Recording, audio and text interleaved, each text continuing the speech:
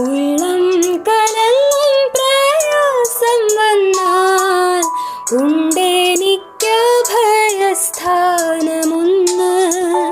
ഉള്ളം കലങ്ങും പ്രയാസം വന്നാൽ ഉണ്ടെനിക്ക് ഭയസ്ഥാനമൊന്ന്.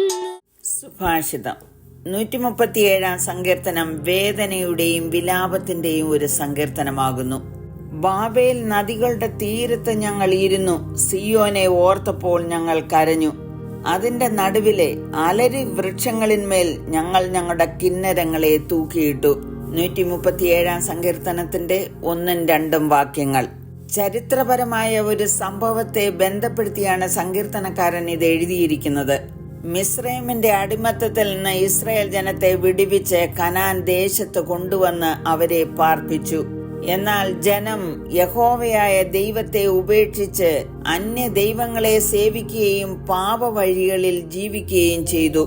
ദൈവം കൊടുത്ത ന്യായപ്രമാണത്തിൽ നിന്ന് വ്യതിചലിച്ചു പോയ ജനത്തെ മടക്കി വരുത്തുവാൻ പ്രവാചകന്മാരെ ദൈവം അയച്ചു. മനം തിരിയുവാൻ മനസ്സില്ലാതിരുന്ന ജനത്തെ ബാബിലോണിയർ അടിമകളാക്കി. ബാബിലോൺ ഒരു നദീതടത്തിലാണ് സ്ഥിതി ചെയ്തിരുന്നത്. പ്രവാസത്തിലേക്ക് കടന്നുപോയ ജനത്തിന് കരയുവാനും വിലപിക്കുവാനും ധാരാളമുണ്ടായിരുന്നു.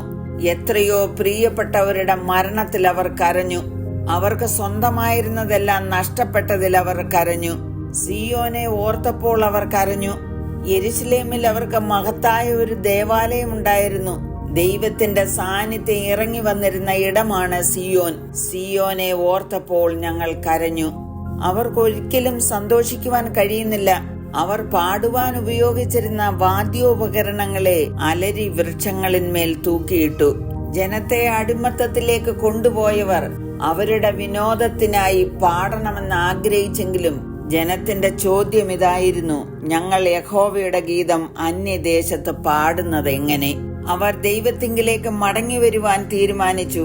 6 വാക്യം പറയുന്നത്: നിന്നെ ഞാൻ ഓർക്കാതെ പോയാൽ, യെരുശലേമിനെ എന്റെ മുഖ്യ സന്തോഷത്തെക്കാൾ വിലമതിക്കാതെ പോയാൽ, എന്റെ നാവ് അണ്ണാക്കിനോട് പറ്റിപ്പോകട്ടെ.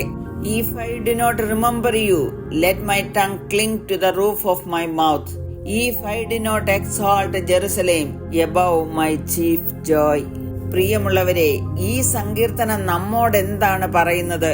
ദൈവത്തെ സ്നേഹിക്കാതെയും ദൈവത്തിന്റെ വചനങ്ങൾ അനുസരിക്കാതെയും ജീവിക്കുന്ന ജനത്തെ പാപത്തിന്റെ അടിമത്തത്തിലേക്ക്, പിശാചിന്റെ അടിമത്തത്തിലേക്ക് അകപ്പെട്ടു പോകും. അങ്ങനെ ആരെങ്കിലും ആയിത്തീരുന്നുവെങ്കിൽ നിങ്ങളോട് ചോദിക്കുവാൻ ആഗ്രഹിക്കുന്നു: നിങ്ങളുടെ പാട്ടുകളും ആനന്ദവും നഷ്ടപ്പെട്ടു പോയോ? ജീവിതത്തിൽ വന്ന തെറ്റുകളും വീഴ്ചകളും കുറവുകളും യേശുവിനോട് പറഞ്ഞാൽ അവന്റെ രക്തം നമ്മുടെ സകല പാപവും പോക്കി നമ്മെ ശുദ്ധീകരിക്കുന്നു. നഷ്ടപ്പെട്ട സന്തോഷവും സമാധാനവും ജീവിതത്തിലേക്ക് മടങ്ങി വരും. കഴിഞ്ഞകാല ജീവിതത്തിലുണ്ടായ അനുഭവങ്ങളെക്കുറിച്ച് ചിന്തിച്ച് വേദനപ്പെട്ട് ജീവിക്കുവാൻ ദൈവം നിങ്ങളെക്കുറിച്ച് ആഗ്രഹിക്കുന്നില്ല.